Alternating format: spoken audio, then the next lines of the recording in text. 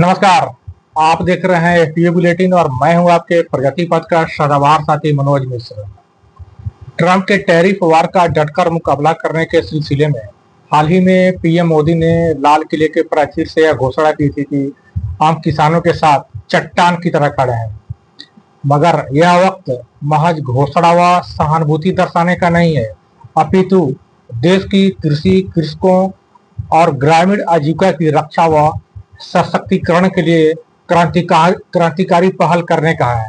वरना कभी अमेरिका तो कभी यूरोप तो कभी चीन का धाक सहने के लिए हमें मजबूर होता ही रहना पड़ेगा।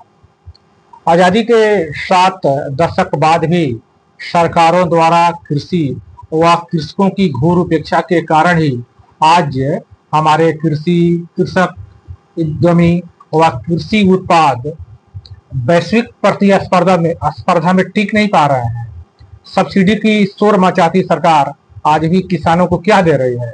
इन चंद आंकड़ों के अवलोकन से आप भी सच्चाई से भाली भांति अवगत हो सकेंगे। खाद, बिजली, पानी, एमएसपी, सम्मान निधि, फसल ऋण व बीमा आदि योजनाओं से एक औसत भारतीय किसान को 45,000 रुपए का ही सालाना सब्सिडी मिल पाता है, जबकि एक अमेरिकी किसान को सालाना औसत सब्सिडी 26,80,000 रुपए मिलती है। मेरी बात भले ही आपको कड़वी लगे, मगर सच्चाई यह है कि भारत में कृषि से संबंधित अधिकांश विभाग भ्रष्टाचार में आकंठ डूबे हुए हैं। नतीजा यह है कि आंकड़ों में दिखने वाले किसानों की यह सब्सिडी का अधिकांश हिस्सा भ्रष्ट अधिकारियों, मंत्रियों और बिचौलियों की जेब में चला जाता है।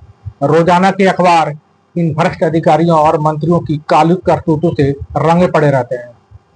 इतना ही नहीं, देश की लगभग 55 करोड़ आबादी कृषि व संबंधित आजीविका से सीधे जुड़ी हुई है। फलतः देश में एक किसान के पास औसत भूमि आधे हेक्टेयर से भी कम हो गई है।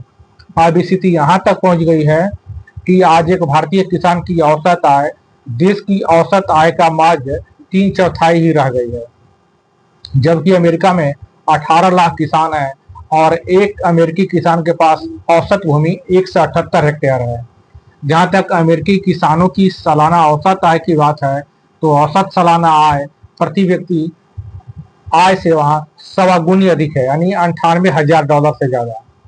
जाहिर है, ट्रंप की टैरिफ वार के मुकाबले की बात हो या वैश्विक बाजार में कृषि उत्पादों के दमदार धाक जमाने की बात हो, कृषकों व कृषि की दशा व दिशा में आमूल-चूल परिवर्तन किए बिना यह कतई संभव नहीं है। यहाँ बात केवल अमेरिका से तुलना करने की नहीं है। आप ब्राजील को ही देखिए, वहाँ देश की आबादी का लगभग 8% यानी 2.5 करोड़ लोग कृषि से जुड़े हुए हैं, मगर वहाँ की जीडीपी में कृषि क्षेत्र का योगदान 9% के करीब है। वक्त का तकाजा है कि ट्रंप के टैरिफ वार के बहाने ही सही, अब कृषि क्षेत्र में क्रांतिकारी नीतिगत निर्णय लेकर उस पर पूरी शिद्दत से अमल किया जाए। कृषकों, कृषि उद्यमियों व एफपीओ का समग्र सबलीकरण किया जाए। हालांकि वर्षों से चली आ रही कृषि व कृषकों की उपेक्षा और लुभावनी मानसिकता की परिपाटी में आमूल चूल बदलाव का यह कार्य थोड़ा मुश्किल जरूर है, मगर इस कार्य में सभी वर्गों का सहयोग लिया जाए तो यह संभव ही नहीं है।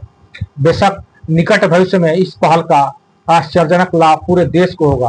और हाँ, हमें यह भी नहीं भूलना चाहिए कि वर्ष 2047 तक विकसित राष्ट्र बनाने का रास्ता भी खेतों और गांवों से होकर ही गुजरने वाला है। बहरहाल, आपका इस विषय में क्या कुछ कहना है, हमें कमेंट करके जरूर बताइएगा। नमस्कार।